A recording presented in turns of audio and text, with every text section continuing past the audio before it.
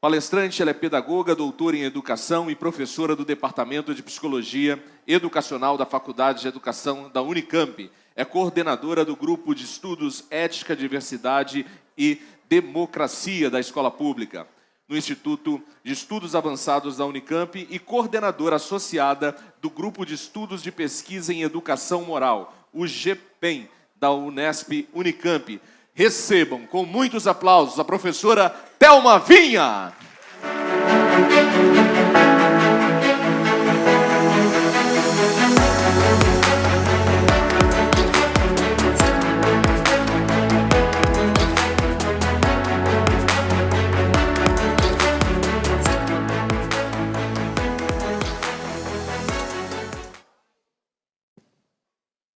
Gente, eu estou se achando uma artista, né? De subir, muito legal.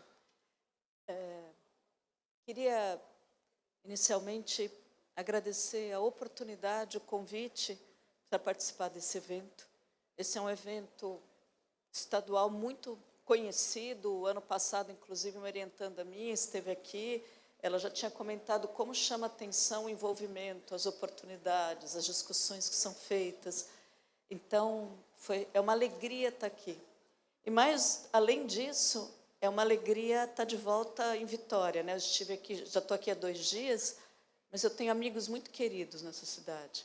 É uma cidade que eu admiro muito o trabalho com a educação, o trabalho não só com a educação, mas com todas as outras áreas afins. Então, estar aqui novamente também é motivo de alegria por isso. E mais ainda, né? Vocês saírem da escola numa época que a gente sabe que é complicada e atender esse convite também é um motivo que chama muita atenção, nesse período em que a gente sabe como todo mundo muito sobrecarregado. Eu organizei uma apresentação com vocês trazendo dados das pesquisas que o GPEM tem desenvolvido na Unicamp. E as notícias que eu trago para vocês não são muito boas, né?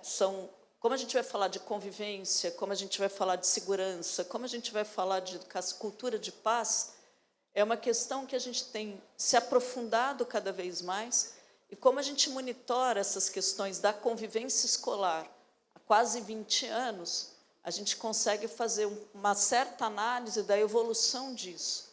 E nessa apresentação, eu pretendo dar um panorama com relação a alguns dados de pesquisa sobre problemas de convivência na escola e depois apresentar para vocês algumas propostas, propostas de intervenção que já foram vivenciadas, programas que já foram vivenciados, que ajudam a gente a nortear um caminho possível para estar contribuindo no enfrentamento da violência, na prevenção das violências e no aumento da segurança, numa perspectiva muito mais ampla de segurança, que é relacionado ao cuidado. Tá?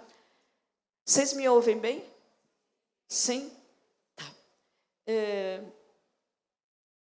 Quando a gente fala de convivência na escola, nós estamos nos referindo, discutir convivência é discutir um futuro de um país.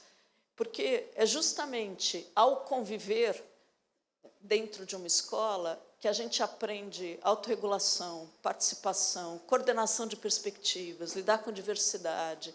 Então, está sempre muito ligado a propostas relacionadas a clima e convivência escolar com o tipo de pessoas que a gente quer formar daqui a 20 anos. E se nós olharmos os documentos oficiais, por exemplo, a base, isso aparece muito forte. Então, se o compromisso com a educação, na verdade, o compromisso com a educação, com a formação humana integral, ela é para quê? Para a construção de uma sociedade justa, democrática, inclusive. Então, o tempo inteiro há uma relação entre o trabalho da escola e aquilo que nós desejamos, almejamos enquanto sociedade. E eu não vou ler o pedaço da BNCC, mas eu quero trazer que eu venho da psicologia do desenvolvimento. E quando nós falamos... se vocês olharem a base, eles usam o termo exercício. Exercício de empatia, exercício de diálogo. O desenvolvimento, ele não se dá porque simplesmente a gente desenvolve. O desenvolvimento se dá por solicitação, por necessidade de eu me adaptar a um contexto. Porque desenvolvimento é construir algo que eu não tenho. Então, se eu sou uma criança e eu bato, porque eles batem na turma, eu choro, eu não quero conversar. E isso ele vai percebendo que ele não consegue o resultado que ele gostaria, que é resolver o problema, que fazer com que o menino brinque com ele, ou ele leva uma bronca. Então, ele vai desenvolver uma regulação que ele não tem. Quando ele começa a perceber que, quando ele, por exemplo, grita, chora, ele não consegue brincar com o colega, ou ele tem uma intervenção sucessivas em que mostra que aquilo não pode ser feito, ele vai ter que descobrir, vai ter que desenvolver uma capacidade, por exemplo, de regular a raiva, de dizer o que ele está sentindo. Então, o desenvolvimento ele se dá por solicitação do meio, por necessidade de uma adaptação. E, para isso, uma necessidade é o que a gente diz.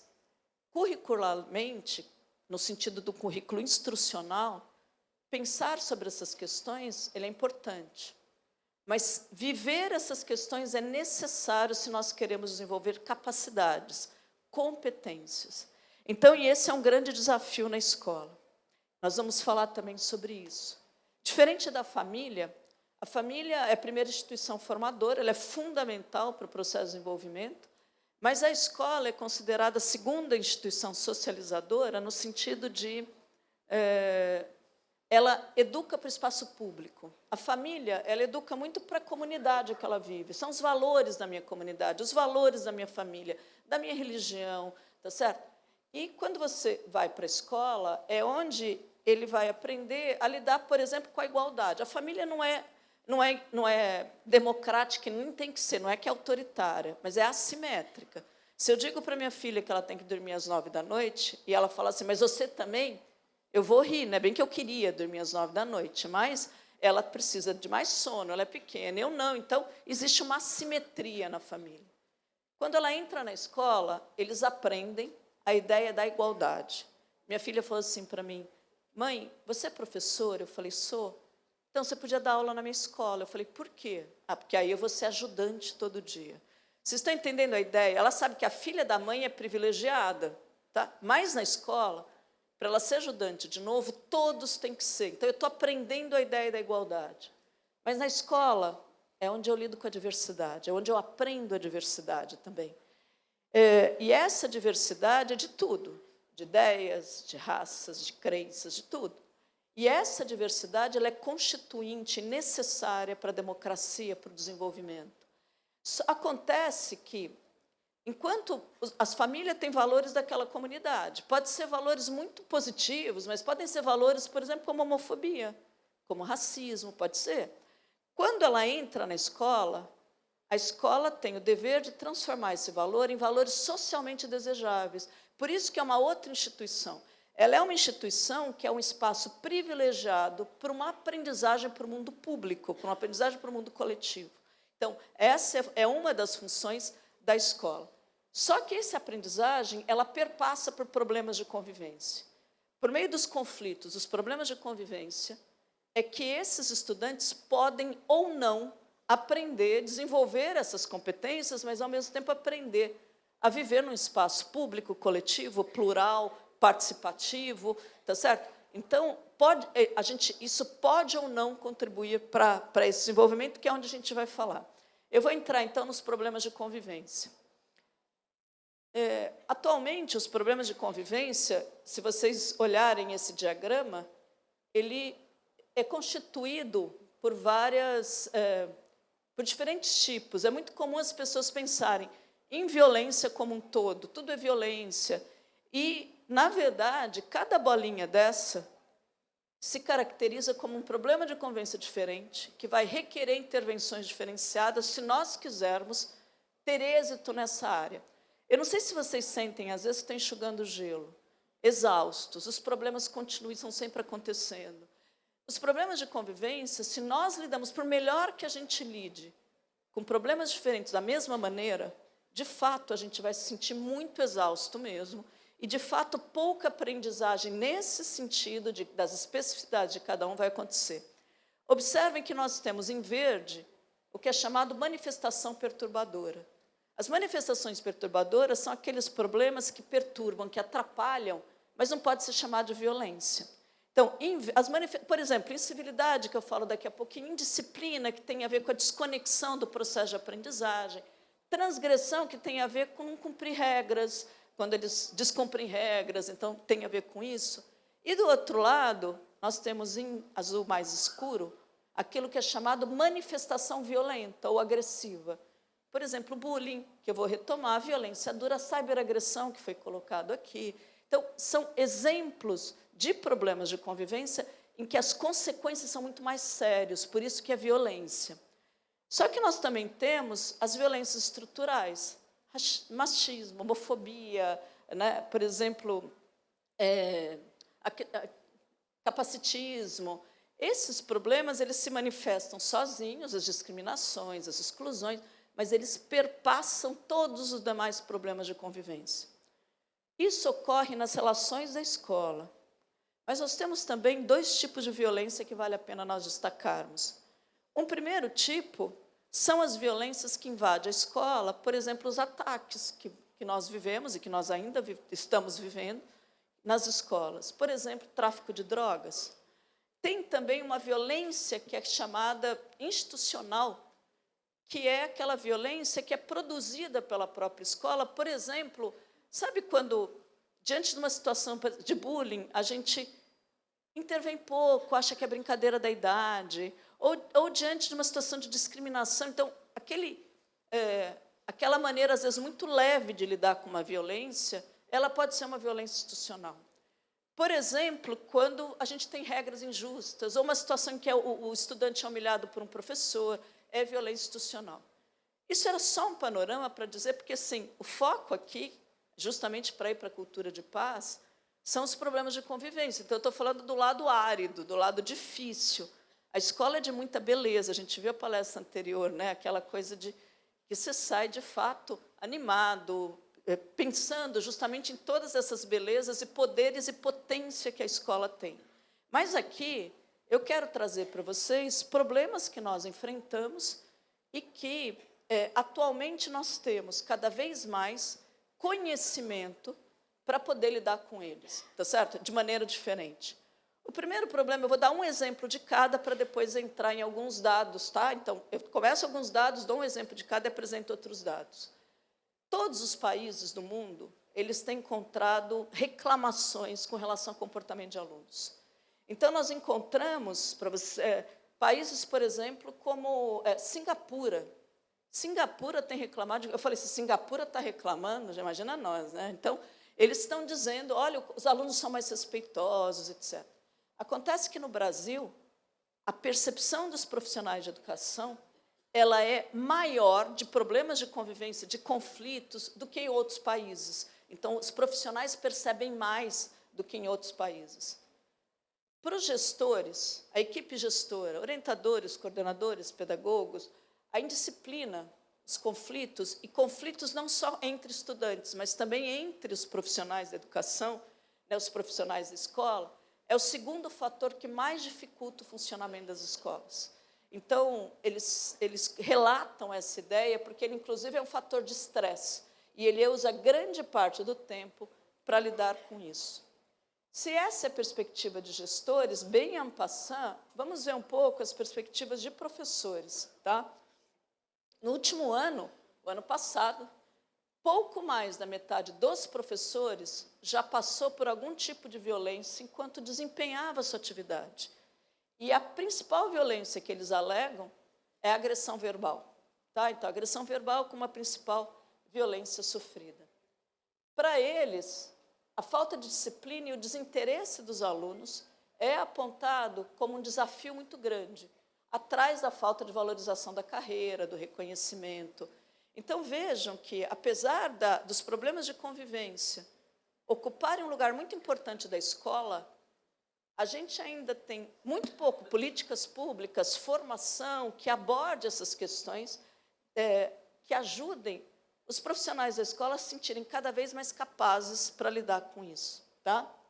Bom, dando um exemplo de cada, e depois a gente volta em pesquisas, eu falei para vocês que as manifestações perturbadoras elas podem ser de vários tipos, eu trouxe 3, indisciplina, incivilidade e agressão. Eu vou dar um exemplo, a incivilidade. A incivilidade, ela é aquilo, sabe aquilo que é esperado boa conduta social, de uma boa educação no espaço coletivo. Então, você fala com alguém, a pessoa responde. Você, por exemplo, eu vou dar um exemplo contrário, né? Por exemplo, a incivilidade não é algo que falta regra, são condutas que vão virando bagunça, que vão atrapalhando. Então, por exemplo, o aluno está andando, o outro vai lá e puxa a cueca dele e põe na cabeça, sabe assim? Então, provocar, a pessoa está escrevendo, ele vai lá e bate o braço, assim, o braço voa. Aí está andando, dá um tapa na testa. Aí ela pede a caneta, essa aqui do outro lado joga o estojo, está voando, assim, e ainda fala assim, ei, não conseguiu pegar em sua piranha. E aí ele fala assim para o professor, pô, professor, puta que pariu, né? Aí você olha e você fica... Né? Só que quando você vai conversar com ele, ele fala, qual que é o problema? Não tem problema nenhum. A incivilidade, elas são, então, como se fossem pequenos desrespeitos, mas não é... ele é muito mais para contraconduta do que para violência. O que é contraconduta? Eles levam aquilo que eles fazem fora da escola, na maneira como eles se relacionam, na maneira que eles levam para um espaço coletivo. Então, o objeto da incivilidade é qual a qualidade da convivência que nós queremos ter aqui. E é essa aprendizagem que eles vão precisar ter com relação à incivilidade. Toda escola tem civilidade. A gente trabalhou em algumas escolas particulares de São Paulo, inclusive ensino médio, que tem 45 alunos, tem 50 alunos na classe, e é muito difícil lidar com a incivilidade, porque não adianta você fazer regra, porque a indisciplina, mesmo que você trabalhe o conhecimento muito legal, de uma maneira muito ativa, porque a disciplina é muito mais ligado a isso, a incivilidade é a maneira como eles se relacionam. A provocação, ela faz parte do se relacionar, por exemplo, de um jovem. Então, o problema da incivilidade, toda escola tem, mas qual é o problema? Intensidade e frequência. Se a incivilidade numa classe for intensa, for frequente, é um caos. Você cansa, você sai exausto, você luta contra a classe, você impede qualquer inovação. Por que impede inovação? Você começa uma proposta em grupo, fica uma zona, aí você cai no comum. Isso vai cair na prova. Isso aqui eu vou dar ponto, porque é a maneira que muitas vezes se encontra e que pode ser mudada para lidar com a incivilidade. Eu vou dar um exemplo de um vídeo sobre incivilidade no começo de uma aula de uma escola particular, tá bom? Só para vocês verem. Está sem som, tem som, vamos ver se...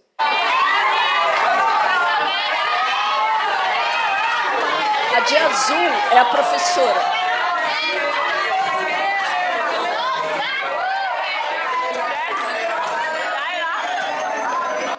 Eu vou parar. A de azul era a professora, esse vídeo dura 15 minutos, tá? Eu só pus um pedaço. Então, é uma luta dela para conseguir controlar a classe para poder dar aula. Então, isso é típico exemplo de incivilidade. E existem, atualmente, na incivilidade, tem vários estudos que mostram o que contribui para a incivilidade, em termos de não saber o nome, ter formas de contato com o aluno, falar lá da frente. E tem vários estudos também que mostram formas de intervir, né? Então, a gente trabalhou com várias escolas, desde dos profissionais, por exemplo, a partir do Fundamental 2, você pega os professores e eles vão levantar só 4 incivilidades. A gente pode levantar 62, mas não vale. É só 4 que mais incomodam a qualidade da convivência. E eles constroem protocolos, eles mesmos, de como eles vão lidar com cada uma, só que aí todo aquele grupo vai atuar de uma maneira coerente. Então, comunicação não verbal, gestão de... Eles vão estudando isso e constroem. E, a partir daí, a gente consegue ver muito... Trabalha com isso nas assembleias dos estudantes, e a gente consegue ver mudanças em 2, 3 meses, a partir de uma série de ações que são coordenadas entre os mesmos profissionais. Então, foi só um exemplo. Vou pegar outro, que agora é um exemplo de manifestações violentas ou agressivas. As manifestações violentas agressivas, o próprio nome disso, a gente já falou sobre isso, é aquela que tem uma consequência muito séria, né? E essa consequência, eu não vou abordar por causa do tempo, mas eu queria trazer aqui um exemplo que eu vou pegar para ilustrar é o bullying. O bullying, ele só é bullying quando ele apresenta 5 características. A primeira característica do bullying é que ele só ocorre entre pares. Então, a paridade é uma característica do grupo. O bullying, por exemplo, professor-aluno é assédio moral, mas não é bullying, tá certo? Então, é assédio, então tem uma autoridade. Professor pode ser bullying, mas entre pares, entre estudantes, ele exige essa paridade. Outra coisa também, o que há é um lado mais fraco, um lado com menos poder. Outra característica, o bullying, o autor ou autores de bullying, há uma intenção em agredir, não é uma brincadeira que deu errado. E a outra característica é a frequência. O bullying só é considerado bullying quando aquela agressão ela ocorre 3 vezes ou mais por semana. Exige uma frequência, por isso que ele é tão cruel, tá certo? Porque exige uma frequência, então ele acontece. Por isso que também, aí tem outra característica, que existe um alvo que ele não fez nada para merecer aquilo. Existe um alvo que é mais frágil, é frágil no sentido de não conseguir interromper aquela situação. Além disso, como foi falado anteriormente aqui, que eu estava assistindo, foi dito que o bullying, você tem os espectadores. O bullying ele é escondido dos adultos, mas não é escondido dos pares, dos colegas. Então, quando a gente pesquisa ataques, ou quando a gente pesquisa bullying, a gente sabe que, quando você conversa, as pessoas falam, eu sofri bullying, você conversa com os professores e gestores daquele estudante, eles falam, mas a gente não sabe, nunca ele trouxe esse problema. É exatamente isso. Essa é a característica do fenômeno, por isso que é tão difícil lidar com o bullying, porque ele é escondido da gente.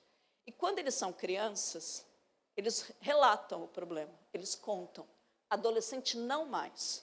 Adolescente, ele não conta para o adulto, porque a intervenção do adulto piora a relação deles, piora a vida deles. Então, eles não contam. Você pode ir lá, você viu o que aconteceu, e você fala, o que aconteceu? Ele, nada. Tá certo? Então, pensem o que é um tipo de fenômeno que os pais, os profissionais, não sabem. Por isso que existe na lei anti-bullying a necessidade de um diagnóstico semestral. Esses instrumentos são públicos, são abertos, em que você vai mensurando onde está tendo, como tem, para poder intervir antes, além de uma série de outros procedimentos, tá? Que eu já falo com vocês.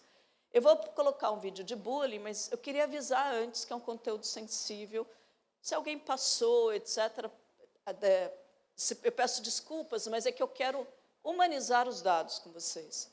Por trás tem gente que sofre muito, e isso é invisível, né, pessoal? Então, eu vou mostrar para vocês uma escola particular, tá? Ali tem um menino, tá vendo? Ó, esse menino, apanhando, e nós temos a plateia assistindo. É um vestiário, vejam, é um banheiro. Vejam como ele é escondido dos adultos. E vejam que os outros estão assistindo e nada é feito, né?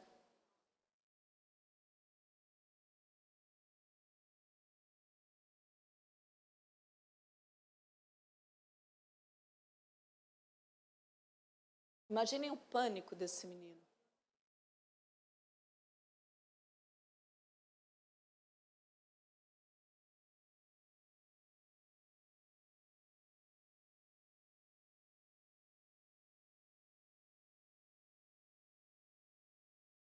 Pessoal, por que os pares não fazem nada? Por 3 razões, principalmente. A primeira razão é porque eles não querem ser o próximo. A segunda razão, às vezes eles ficam indignados, mas eles não sabem o que fazer para impedir. E outra razão, às vezes eles acham engraçado.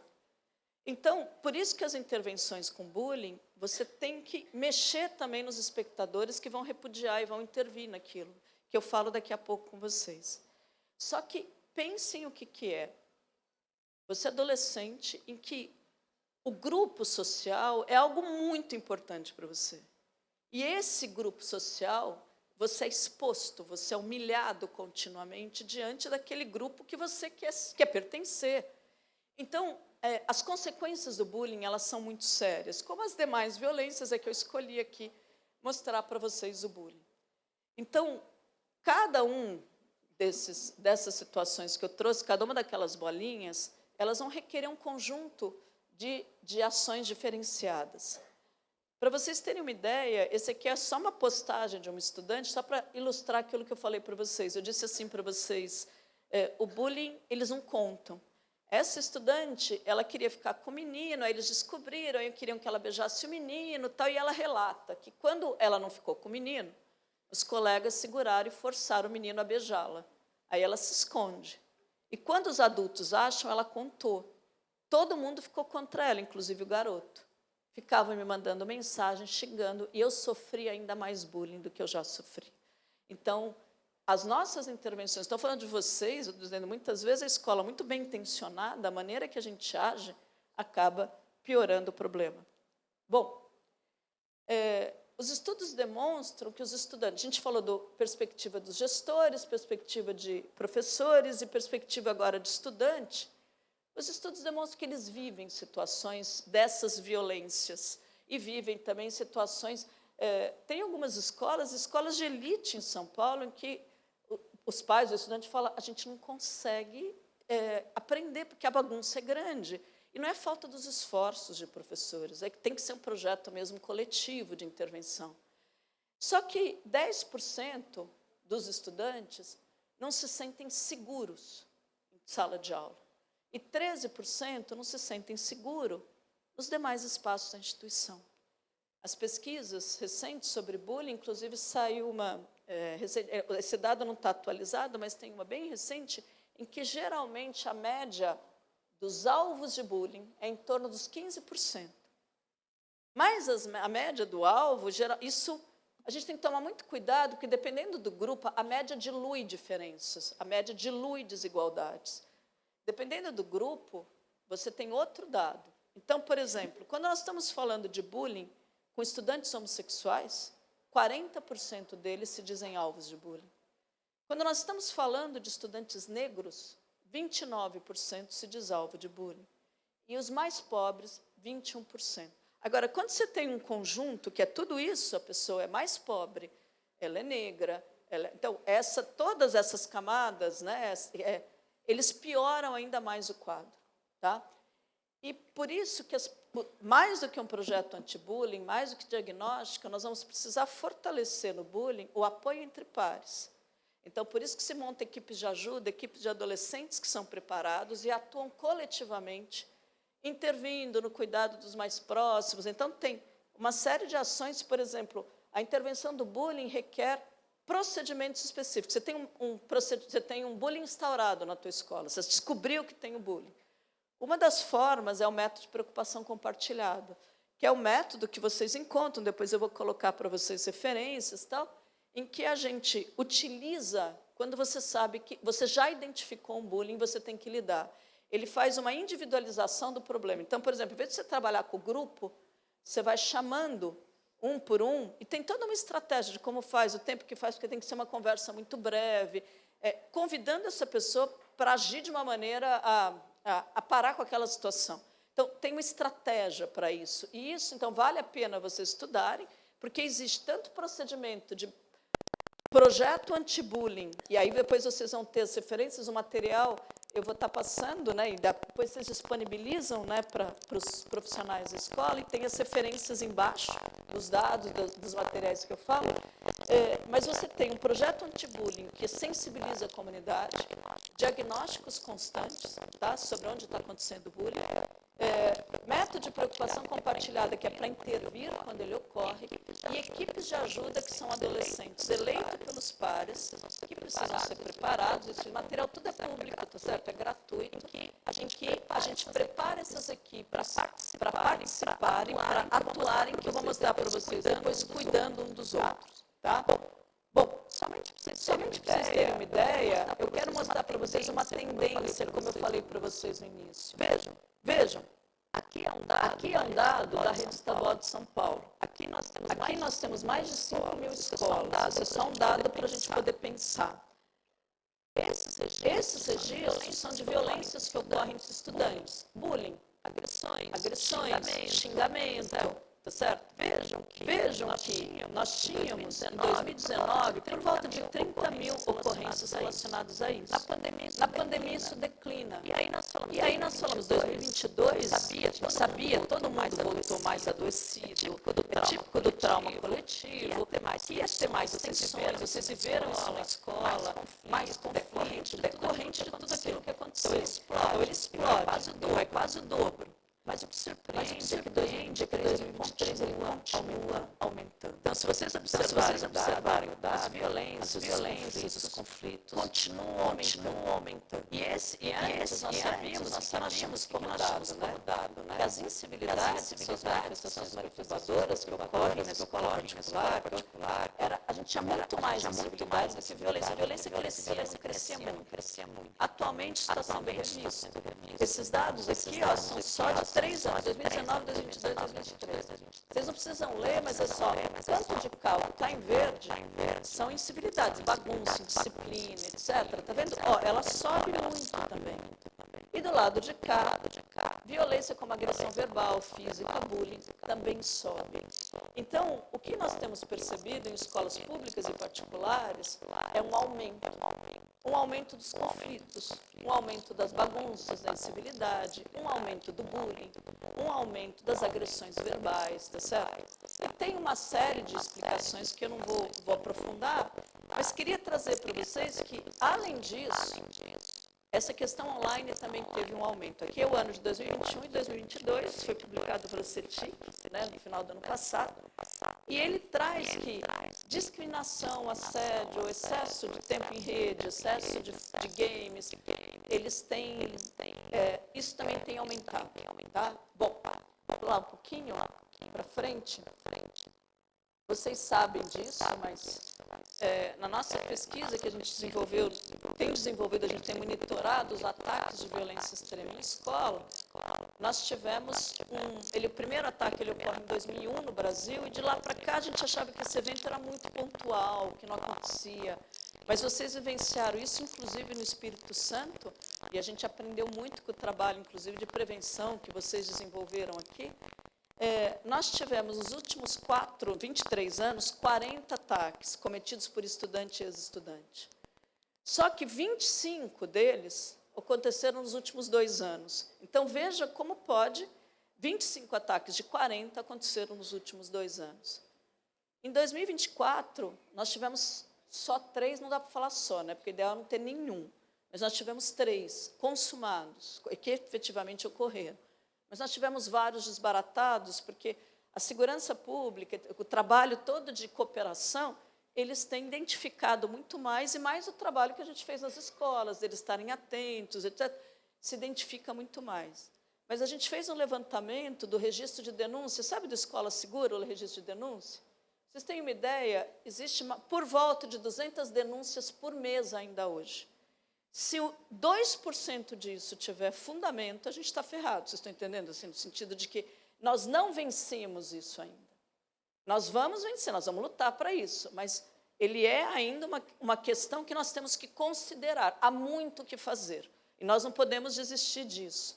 Só que para todos esses estudantes, aí vou falar da intervenção, a escola foi palco de sofrimento. Para todos os 40 estudantes, eles relataram, e pode não ser real, mas eles percebiam exclusão. Eles se sentiam esquisitos. Impressionante, nos dados que a gente tem, eles eram bons alunos, sabe, gente? Eles não eram aqueles terríveis, não. Eles eram vistos como bonzinhos, como bons alunos, eles tinham poucas relações próximas.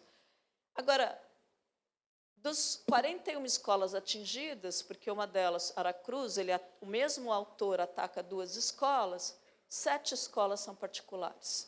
Tá certo? E nós sabemos de outras escolas em que houve uma ameaça muito forte, mas isso não sai, eles lidam internamente. Então, assim, toda a escola, e a gente avaliou, a gente não encontrou nenhuma, as escolas, nada que a escola faça, alguma característica que diga, essa escola tem um perfil para isso. Não, pode acontecer em qualquer escola. E mais do que isso, gente, os dados que a gente tem, eles mostram uma coisa importante. Nós temos 83% das escolas atacadas não são escolas de periferia, não são escolas de nível socioeconômico baixo. Então, esse dado também é importante, porque por isso que ele se caracteriza como um fenômeno. Tá? Bom, indo um pouquinho mais para frente, eu quis fazer com vocês mais um panorama, tá? Eu vou pular isso daqui, dizendo que, além disso, uma outra coisa que nós identificamos nos estudos é cada vez mais um acesso muito fácil a conteúdos violentos nas escolas, conteúdos muito violentos. desde conteúdos nocivos, que é, por exemplo, formas de automutilação, incentiva transtornos alimentares, né, e que vocês vivenciam isso também na escola, mas também conteúdos violentos no sentido de comunidades que eles se sentem pertencentes, mas que são misóginas, que são fascistas, então, mas que lá eles se sentem escutados. Os estudos que a gente tem acompanhado, esse não somos nós que fazemos, eu não trouxe o dado aqui para não sobrecarregar, mas eles mostram que os estudantes, os adolescentes, pela primeira vez no Brasil, eles têm adoecido mais em termos de sofrimento mental do que os adultos. Pela primeira vez isso aconteceu, essa curva mudou. Tudo isso, quando eu falei para vocês, nós não temos boas notícias, é porque, assim, eu vou dizer de quem pesquisa há 20 anos isso, que tem um grupo de mais de 30 pesquisadores. Se alguém disser para vocês que sabe o que fazer, questionem. Ninguém sabe o que fazer diante dessa situação. O mundo está muito complexo, muito mais complexo do que a gente tinha 20 anos atrás. Mas sabem o que isso significa? Que a gente não pode buscar saídas simples ou estratégias pontuais para lidar com questões tão complexas, mas que a gente vai precisar aprender a navegar nas incertezas. A gente precisa, cada vez mais, ver a área da convivência como uma área vital para as escolas, a área do cuidado, da convivência, como uma área mais do que necessária para formar cidadãos, para formar pessoas mais equilibradas, para cuidar um dos outros.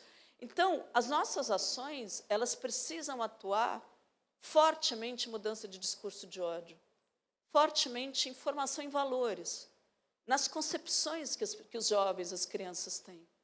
Nós temos que atuar em mudar uma cultura de violência, porque o que acontece na escola é uma manifestação de uma sociedade. Bom, então, indo para essas intervenções, esses desafios que a gente tem, né? O que nossas pesquisas têm identificado? Que ainda na escola, a gente acaba atuando muito mais como bombeiro, sabe, uma maneira reativa, quando os problemas ocorrem, do que uma maneira de atuar de uma maneira preventiva. Então, aqui nós temos alguns dados, tudo cai nas redes sociais. Vocês devem ver, não são dados, eu queria trazer para vocês, assim, como eu sou lá do estado de São Paulo, a gente vê a questão do racismo na escola do Veracruz, ele vai para a rede social, a escola é atacada, e a escola fazia um trabalho belíssimo com relação a questões étnico-raciais, né? E é claro que, mesmo assim, a escola vai viver esse processo. E, ao viver esse processo, uma escola tem que ser fortalecida, não atacada, porque é justamente fortalecer a escola como instituição social capaz de promover as aprendizagens e lidar com esses desafios que a sociedade está enfrentando. Bom, a maneira como a gente lidava antes não é suficiente. A gente vai ter que criar novos caminhos e atuar de uma maneira mais inovadora e planejada nessas questões. Convivência se planeja, interações sociais se planejam. Então, você vai planejar como você planeja outras áreas do currículo. Muitas vezes a gente tem acompanhado escolas e políticas públicas de tolerância zero para lidar com isso. Essas políticas públicas, gente, elas são, inclusive, ingênuas. Por que é ingênua? Porque o que nós precisamos é justamente formando pessoas que consigam coordenar a perspectiva, identificar onde é violência, se recusar a ter atitudes de desrespeito. Quando você usa regras mais rígidas e punições mais rígidas, quando se estuda desenvolvimento, você vê que a pessoa é contida. Em qualquer outro contexto, ela vai manifestar as suas crenças, os seus valores, as suas atuações. Então, nós podemos ver os problemas de convivência como oportunidade de aprendizagem e nos preparar para lidar com isso. Bom, outra coisa que a gente tem acompanhado, principalmente agora com a lei de 2024, a lei anti-bullying, é que a gente tem tanto receio de ser exposto na mídia, de ser acusado, e com toda a razão, porque vocês devem estar acompanhando um caso recente que está acontecendo numa escola de São Paulo, e que, de repente, você acaba tendo linchamento público por determinadas situações. Acontece que a gente tem visto muitas empresas que assessoram nessa questão do bullying dizendo, aconteceu isso, faz BO. Secretaria da Educação, a mesma coisa. O pai vai lá reclamar, vai lá e faz BO. Quando a gente faz boletim... Não estou dizendo que em alguns momentos até pode ser que precise, mas nós temos que pensar em tomar muito cuidado com a criminalização da juventude. A escola é um espaço de aprendizagem da socialização. A escola é um espaço, por excelência, de aprender a conviver. A gente vai identificar as violências, mas eles vão aprender que aquilo é violência, que o riso, quando alguém faz uma piada homofóbica ou de um racismo recreativo, ele está rindo para uma situação que é de violência. Então, nós temos que ver as situações como muito mais pedagógicas do que uma situação de criminalização. Porque a gente não consegue, inclusive, se nós, enquanto instituição, criminalizarmos nossos jovens, aí sim vai ficar cada vez mais difícil de lidar com isso. Bom, algumas aprendizagens que o nosso grupo teve ao longo desse tempo. Primeira coisa, quando vocês vão atuar em problema de convivência, o foco tem que ser saúde, não violência, a gente diz. O que é saúde? Melhoria da qualidade da comunicação na escola, o trabalho de como eu posso fortalecer vínculos entre os estudantes, né? Então, você vai trabalhar no que a gente diz de promoção de saúde. Eu vou dar outros exemplos daqui a pouquinho. Além disso, muitas escolas vão implantar alguns procedimentos que são muito bons. Por exemplo, círculos de paz. Por exemplo, assembleia. Por exemplo, mediação de conflito. Isoladamente, eles têm pouco êxito. A gente precisa atuar de uma maneira coordenada, porque para cada procedimento você tem um efeito diferente. Tá? Então, por exemplo, as assembleias dos estudantes, que é feito... ensino fundamental, uma vez a cada 21... pequenininhos, né? Ensino fundamental 1, toda semana. Ensino fundamental 2, a cada 15 dias. Ensino médio, a cada 3 semanas ou uma vez por mês, que é o espaço que esses estudantes se reúnem, vão discutir seus problemas, etc., ela serve para questões que são coletivas da escola. Quando você implanta procedimentos de mediação de conflito, inclusive com jovens participando, ele vai lidar com problemas particulares, privados, é a briga que teve na internet, é uma treta que está tendo com relação a um grupo de estudante. Quando você trabalha, por exemplo, equipes de ajuda, implanta equipes de ajuda, você está focando o cuidado entre os adolescentes. Então, o que eu quero dizer é que cada procedimento, eles podem se complementar. Então, nós não podemos achar que nessa área, comprar só material ou desenvolver um procedimento, ele vai dar conta da complexidade que nós estamos vivendo. Além disso, sempre se atua em 4 frentes. Promoção, da promoção de quê? Né? Promoção dos valores, promoção das competências, atenção é procedimento que se aprende a lidar quando um conflito ocorre, prevenção das violências, do bullying, e segmento para a gente ver se aquilo está tendo êxito. Porque não basta a nossa percepção. Eu estava semana passada no INEP discutindo as questões dos questionários contextuais, e muitas vezes eles falam, não, a gente está perguntando isso para professor e gestor, e tem dado. Se você está trabalhando com adolescente, perspectiva de professor e gestor, ela é real, mas ela não reflete o que está acontecendo entre os adolescentes. A gente estava acompanhando um colégio que está muito exposto na mídia atualmente, e eles diziam, o que a gente tentou de ajuda, a gente não sabia o que estava acontecendo com o aluno. E é bem isso mesmo que a gente tem que considerar. Outra coisa também, sabe aquela ideia de que a convivência é responsabilidade dos orientadores? Ou de um profissional, ou de outro profissional? Isso cada vez mais tem mudado. Você pode ter pessoas na escola que fomentam a convivência, mas não responsáveis pela convivência. A convivência vai ser um exercício de vários, e vou mostrar agora para vocês, vou mostrar daqui a pouquinho para vocês sobre isso. Vamos lá, peraí. Outra coisa que eu só queria dizer para vocês é que qualquer bom programa de convivência ou de clima, ele tem que ter no mínimo 5 anos para ter sustentabilidade, porque você tem que atuar na mudança de cultura, tá? Pessoal, eu vou indo para poder encerrar com vocês, tá? Quando vocês forem avaliar bons programas de convivência, bons projetos, ou desenhar bons projetos, sempre vem se eles atuam em 3 vias. Qual que é a primeira via? Interpessoal. Aquele programa, aquele projeto, aquilo que vocês vão desenhar, ele melhora as relações entre as pessoas. Quando vocês estudam comunicação não violenta e coleca em ação, quando os profissionais estudam como lidar com os conflitos, com as convivências do dia a dia, você está atuando na interpessoal. A dimensão curricular é as pessoas na escola, elas pensam sobre essas questões? Quais espaços têm de formação? Quais espaços os estudantes têm para discutir cyberbullying, para discutir bullying? Então, dimensão curricular. Essas questões com objeto de conhecimento. Dimensão institucional é o que eu falei para vocês, quando a escola vai se capacitar para ter procedimento, para quando ocorre uma violência, ela atuar para lidar com aquela violência.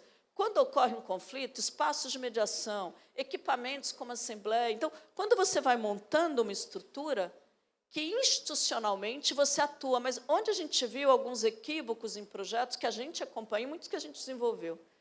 Primeiro, sabe quando vem um projeto que cai de paraquedas na escola para ser realizado, sem incorporar no currículo com aquilo que a escola já faz? Vou dar um exemplo, projeto antirracista. Vem um projeto que é muito importante. Acontece quando você desnaturaliza uma violência, que as pessoas, por exemplo, no estudo que a gente estava discutindo do INEP, mesmo quando a gente avaliou o crime em algumas escolas, não tinha discriminação. Aí não tinha bullying. Tá? Quando você começa a trabalhar o bullying, o que é bullying, a questão, o que acontece? O bullying e a questão da discriminação, das exclusões, ele sobe. Mas não é sobe porque você... Não, ele vai subir porque você desnaturalizou. E, ao desnaturalizar, isso é fator de conflito, vocês entenderam? A escola explode. Isso é bom, conflito, porque a pessoa está dizendo, não aceito mais essa violência. Mas, se a escola não estiver preparada para lidar com os conflitos que vão ser decorrentes, ela desiste, ela tenta sufocar, porque aquilo vai ser um fator de desequilíbrio para a unidade. Por isso, muito cuidado com projetos que caem de paraquedas, sem ter pensado naquilo que a escola já faz, em harmonizar naquilo que faz, em pensar de uma maneira muito mais sistêmica. Aí eu vou dar alguns exemplos, inserir essas questões como formação continuada. Vocês sabem que eu sou da Faculdade de Educação, né? Então, da Unicamp. Eu visto a camisa da formação. Porém, formação é só condição necessária, não é suficiente. Nenhuma cultura, nenhum coletivo de escola muda só com formação. Muitas vezes, a gente sai de uma formação animadíssimo. Você vai começar a atuar lá, por exemplo, uma situação de bullying que aconteceu numa escola particular. Aí a pessoa vai chegar lá e falou assim, né, toda preparada, e falou, olha, eu queria falar com você sobre a violência. Não, não é violência. Como assim? Não é, a gente viu ela puxando o teu cabelo, arrastando na classe. Não, isso é o mestre mandou, não é violência. Aquilo tudo que você estudou, que você estava pronto, o outro não segue teu script, é uma sacanagem, né? Porque a gente tem um protocolo, mas o outro dá uma resposta que você nunca pensou que ele fosse dar. Então, se vocês não tiverem suporte nessa hora, é muito comum a gente desistir, porque você precisa de grupos, e esse grupo pode ser grupos de escola em comunidades de prática, pode ser aqueles assessores que vocês têm que vão dar suporte, mas eu preciso de suporte além da formação, porque na prática do cotidiano vocês vão enfrentar inúmeras situações não inusitadas. E por isso que a gente diz comunidades de prática entre escolas, em que troca os saberes, sabe? Essas propostas, elas nos ajudam, porque é no dia a dia que a gente vai desistir, porque as situações vão ser complexas. Além disso, uma outra questão muito importante com relação a isso, é que, vou um pouquinho mais para frente, é que você tem hoje, e isso daqui vocês vão ter referência depois, 500 possibilidades atualmente de colocar aquelas intenções, porque, por exemplo, muitas vezes a gente diz, né, até quando tem um problema na escola, não, a gente aqui trabalha uma cultura de paz, a gente aqui trabalha com respeito, mas como isso se traduz na prática, gente? É isso que nós precisamos. Atualmente, nós temos formas de traduzir na prática que as escolas se apropriam e podem desenvolver. Eu não estou falando nós, GPEM, nós, estou dizendo a literatura, o conhecimento, que avançou muito nessa área. Então, por exemplo, nós temos as rodas, que nenhum professor de ensino médio, de ensino fundamental 2, consegue escutar. Sabe aquela coisa que você tem que escutar o seu aluno? Quando você dá 40 horas por semana, você não consegue, quando você dá muitas aulas. Mas nós podemos criar espaços sistematizados de escuta.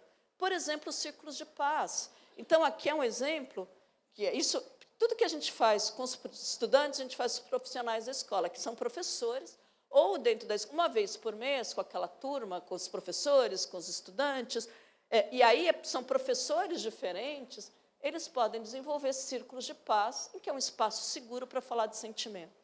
Nós podemos também fazer espaços de acolhimento. Gente, por exemplo, na Unicamp, eu prometo que eu estou encerrando com vocês, as coisas explodiram também.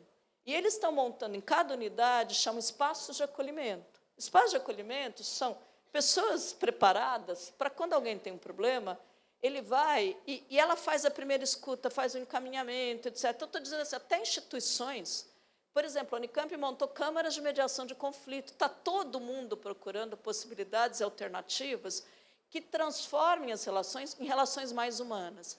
Por exemplo, gente, mapeamento de relações. O que é isso? É uma estratégia que usa, em que você vai mapeando para ver quem está invisível, quem não é olhado. E cada professor cuida de 5 alunos e vai estabelecer vínculo. A gente tem estudado pertencimento, pesquisa de pertencimento. Vocês sabem o que mais impacta pertencimento de estudante, de ensino fundamental 2 em diante?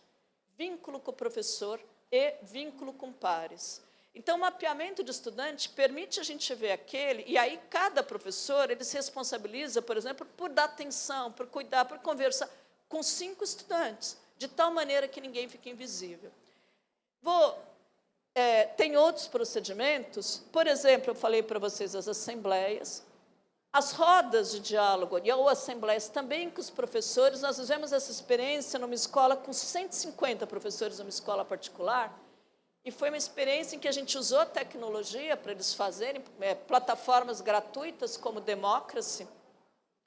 E essas plataformas que a gente usa, de repente a gente viu 60, 70 professores trazendo muito mais do que problemas, possibilidades de resolução e ajudando a rede, a escola a resolver problemas. Vale a pena conhecer esse trabalho, porque eles se comprometem muito mais com as decisões do que quando é a gestão que faz. Tá? Bom, conflitos, tá? Construção de projeto anti-bullying, esse é o livro que eu falei para vocês, também tem vídeo de método de preocupação compartilhado, e esse aqui são os alunos mediadores de conflito, tá? E aqui, alunos, equipes de ajuda. Lembra quando eu falei para vocês a convivência de responsabilidade de todos? E criando isso, alunos que vão mediar conflito dos mais novos, equipes de ajuda que são estudantes eleitos, os estudantes, para vocês terem uma ideia, eles fazem um mapeamento dos seus problemas de convivência, eles analisam e eles elegem 2 ou 3 estudantes para serem da equipe de ajuda. Sabe o que eles perguntam? A quem você confiaria um segredo? E aí esses estudantes, que são as pessoas confiáveis, você junta com de várias classes e você trabalha com eles procedimentos de escuta, procedimentos de ajuda, comunicação não violenta.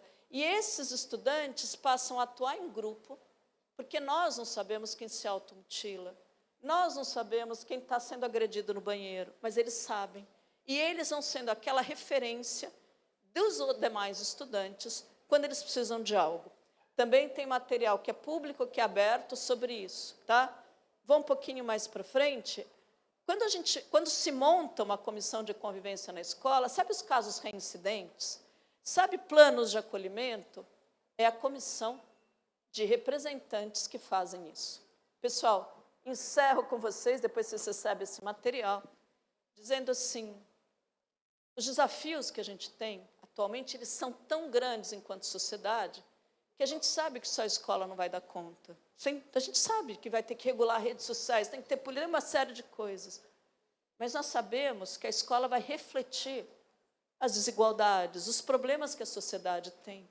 E nós estamos com eles 5, 6 horas por dia. Nós precisamos cada vez mais nos fortalecer para que a gente consiga desenvolver de uma maneira cada vez mais intencional e profissional as dimensões da convivência. Tá? Gente, desculpem ter passado um pouco do tempo e muito obrigada, viu?